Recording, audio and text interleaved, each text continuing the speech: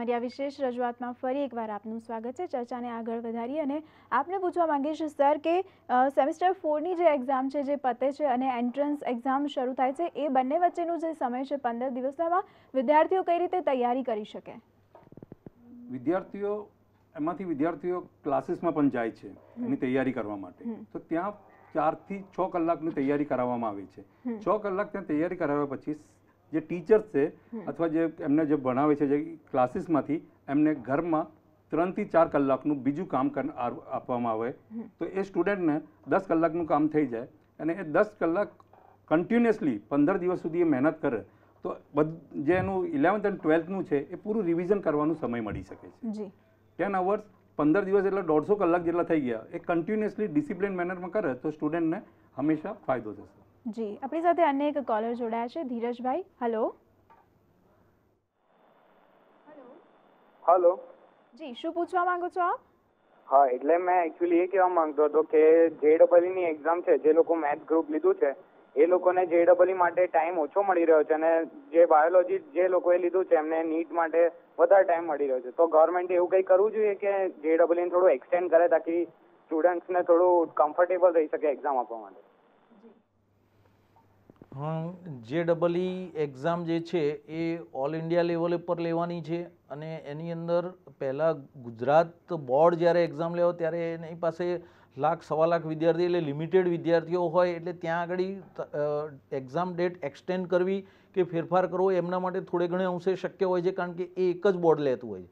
જ્યારે અહીંયા JEEની એક્ઝામ જે CBSE બોર્ડ ના અંડરમાં લેવાના અને એની સાથે ઘણા બધા રાજ્યો જોડાયેલા છે અને ઘણા બધા રાજ્યોની અંદર પણ જ્યારે એડમિશન પ્રક્રિયાઓ થતી હોય છે ત્યારે એક રાજ્યનો વિદ્યાર્થી બીજા રાજ્યની અંદર જ્યારે એડમિશન લેવાનું હોય ત્યારે પણ એને ચોક્કસ સમયગાળો પણ કોલેજો શરૂ થવાનો બાંધેલો હોય છે, એટલે જેટલી એક્ઝામ મોડી થાય એટલું નેક્સ્ટ સત્ર પણ એટલું મોડું થતું હોય છે અને બીજા ઘણા બધા કન્ફ્યુઝનો ઊભા થતા હોય છે। એ બધું ન થાય એટલા માટે જે અત્યારે એક્ઝામ ડેટ છે એ મારી જે રીતે પ્રોપર છે કે એક્ઝામનો સમય જે છે એ બરાબર, નો ડાઉટ આ વખતે ફર્સ્ટ ટાઈમ છે એટલા માટે કન્ફ્યુઝનો હતા અને એ પહેલાં શરૂઆતમાં 7મી એપ્રિલ તરીકે બોર્ડ એક્ઝામ નક્કી કરવામાં આવેલી અને એ જ એક્ઝામ ડેટ જે છે એ JEEની આવી, એટલા માટે બોર્ડે 17 દિવસ જેટલું એક્સટેન્ડ કરીને આગળ લઈ ગયા। એ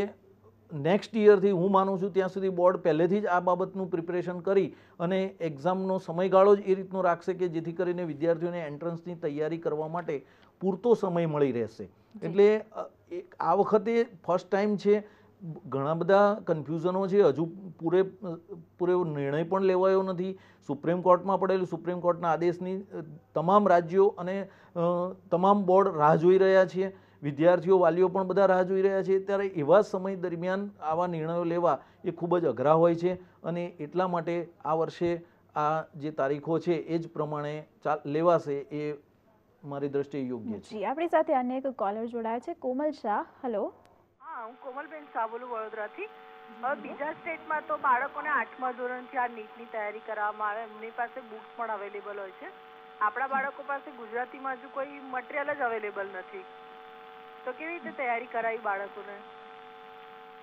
હા, આમાં પ્રશ્ન એક જ છે કે નીટની એક્ઝામ અથવા તો JEEની એક્ઝામ માટે ગુજરાતીમાં મટીરિયલ તૈયાર નથી। બીજા સ્ટેટની અંદર મોટે ભાગે વિદ્યાર્થીઓ પહેલેથી જ આ AIEEE અને IITની એક્ઝામો આપતા હોય છે, JEEની એક્ઝામ આપતા હોય છે, એટલા માટે ત્યાંના સ્ટેટની અંદર ઇંગ્લિશ મીડિયમમાં વધારે પડતા સ્કૂલો ચાલતી હોય છે અને એના કારણે વર્ષોથી ત્યાં એક્ઝામ લેવાતી હોવાથી ત્યાં મટીરિયલ અવેલેબલ છે। જ્યારે આપણે ત્યાં ફર્સ્ટ ટાઈમ આવી રહ્યું છે એટલા માટે આપણે સ્વાભાવિક છે કે મટીરિયલ કેવું તૈયાર કરવું એના માટેના પણ ઘણા પ્રશ્નો હોય છે, પણ જ્યાં સુધી હજુ આનું માળખું ફિક્સ થઈ જશે અને સુપ્રીમ કોર્ટ જેવો આદેશ આપશે અને એ રીતે એટલે સ્વાભાવિક છે કે આપણને 1-2 વર્ષની અંદર આ નીચેના માળખામાંથી પણ અહીંયા મટીરિયલ તૈયાર કરવામાં હું માનું છું ત્યાં સુધી ગુજરાતમાં પણ કોઈ તકલીફ નહીં પડે એવી મને ખાતરી છે। આશા રાખીએ કે આખી જે પ્રક્રિયા છે તેમાં વિદ્યાર્થીઓ વધુને વધુ ફાયદો ઉઠાવી શકે। આપ બંને અમારી સાથે સ્ટુડિયોમાં આ ચર્ચામાં જોડાયા તે બદલ આપનો ખૂબ ખૂબ આભાર। નમસ્કાર। તો અમારી આ વિશેષ રજૂઆતમાં અત્યારે બસ આટલું જ। આપ જોતા રહો સંદેશ ન્યૂઝ। નમસ્કાર।